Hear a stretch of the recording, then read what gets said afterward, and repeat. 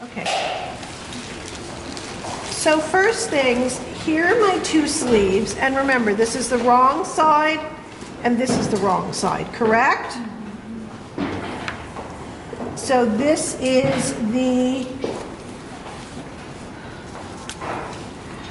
right sleeve, and this is the left sleeve. So this is the right side, this is the right side, correct? This is the right sleeve because there are two, this is the face side and there are two notches in the back. This is the left sleeve because this is the correct side and there are two notches in the back. Your sleeve has a single notch in the front and a double notch in the back, okay? So what we're going to do is this. It doesn't matter if you start at the front or the back to do this. I like to do my shearing at 3.5 when I'm using such a thin fabric, okay? Lily, can I borrow your clippers? Thank you. Okay. So again, the machine is threaded up with regular thread on the top and shearing thread in the bobbin. Okay, that's what you need to do. The other thing is you need to test very carefully for your tension.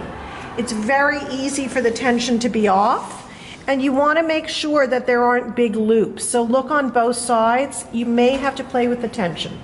I always tell you make sure that the weight of the thread and everything is the same top and bottom. We're intentionally changing the bottom weight of the thread, so it's going to require a little playing with the tension. Okay? So what I'm doing is this. You're going to be sewing your sleeve in at exactly 1/2 inch, correct?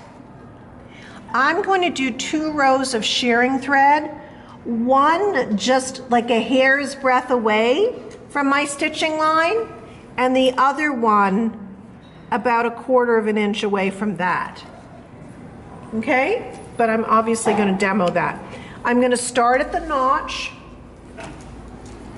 and I'm going to position it slightly less than 1/2 inch, slightly less than 1/2 inch. I'm going to hold my 2 threads and I'm going to start. I am not going to reverse. I'm at the bottom notch, the very first notch that I come to.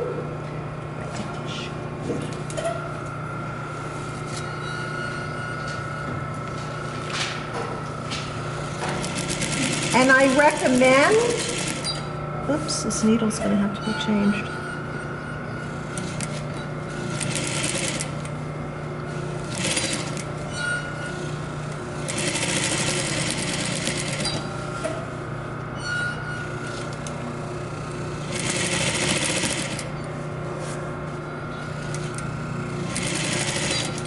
And I recommend doing the one that's further away from the raw edge first.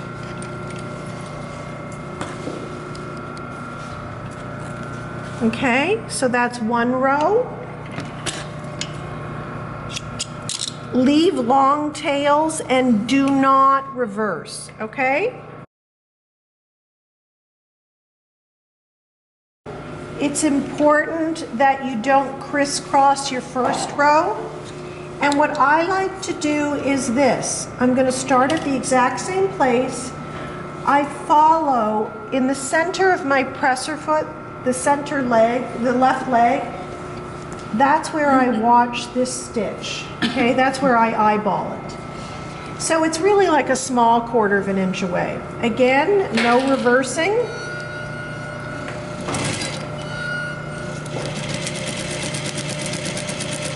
It's nice to change the needle when you start a project. That's how I do it. If I start a fresh project, start a new needle. I mean, I'm talking about my own sewing machine. Okay, so now what do? I have my 2 rows of gathering stitch. Right side has the thin thread, underside, wrong side has the shearing thread. This is how I do it. Flip it over to the wrong side. On the back of the sleeve, here's my shearing thread, right? I'm going to take my shearing thread, and if you jiggle it, that technical term, to jiggle, you can pull the top threads to the back, okay? You can pull the top threads to the back. So now you have all 4 threads on the wrong side. I'm going to take 2 and 2. I'm going to trim them a little because it's easier to handle if they're only a few inches long. There's 2 threads and 2 threads. I'm going to knot them together. So there's 1 knot,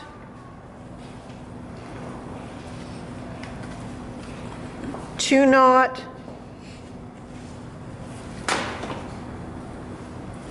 and 3 knot, okay?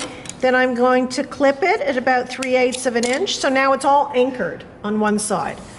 On the other side, I'm going to jiggle my threads again to the back. It's easy to pull them with a pin. And I'm just going to knot the thin threads. The reason I'm only doing the thin threads, if I knotted them all here, I wouldn't be able to pull them. They would all be knotted. And this is why you use shearing thread in the bobbin, because it is very strong and you can pull it. This all done, I take the 2 threads, I put in a pin, and I just wrap it around a pin like a figure 8 until I'm ready to set the sleeve in, okay? This is the continuous bias placket that goes on the armhole. You can unfold it. Remember that piece that you cut out on the bias that looked like a rectangle like this? If you didn't, or you lost the piece, borrow it from someone else and just trace it off on paper. And what I did was I folded it to the center and folded it again. But what I want you to note is this. When I repress it, I'm not pressing it even. This is really the key trick here. Okay, so pass it around and note that one side extends beyond the other. And now I'll show you how to do it. Here's one of my pieces, correct? This is the right side and this is the right side, correct? So what I'm going to do is this. Step 1. I'm going to press it in half lengthwise. Press it in half lengthwise, wrong sides together. Press it in half lengthwise, wrong sides together. And this is how you make continuous bias, okay? Then you have a nice crisp crease. And what I'm going to do is I'm going to press to the center line, almost. I'm going to keep it about 1/8 of an inch away from the center line. I'm going to do that on both sides. So I opened it up.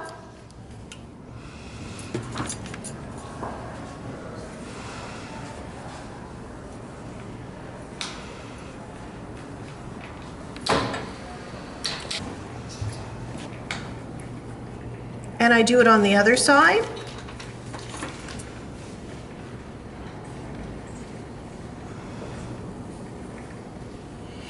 And once this is crisply ironed, you're going to refold it, but not fold it exactly in half again.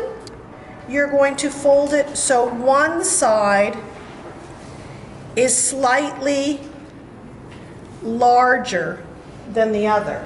Doesn't matter which one, okay? One side is slightly larger. And you're going to do that with both pieces that you have. These are longer than you need. They give you a little excess fabric so you can cut it off. So you want this to be really crisply pressed.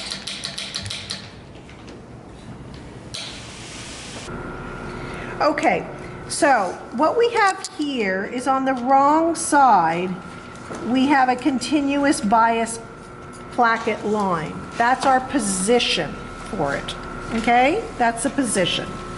If you want, you can transfer that line to the right side.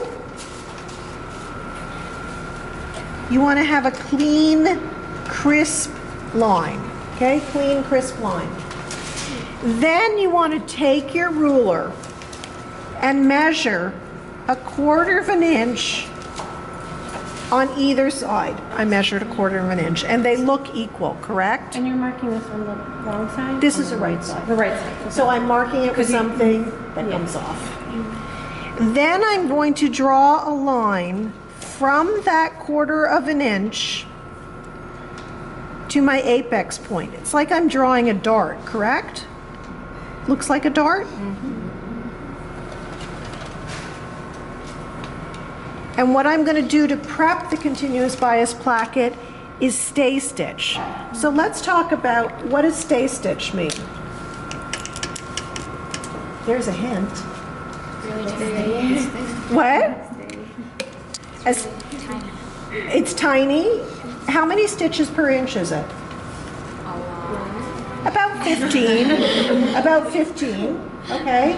It's 1.5.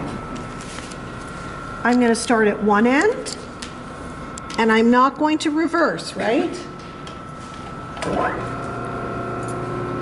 And slowly and carefully, you want to be right on the line.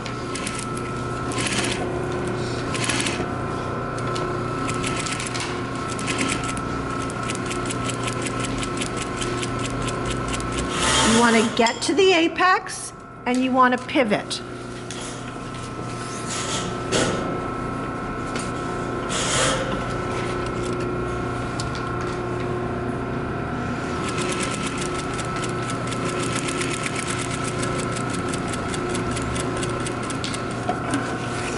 Okay, so that's it. You can clip your threads as you go.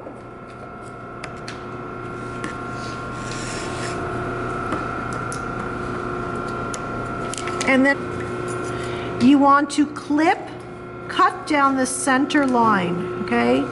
You're going to cut all the way to your apex point. Okay?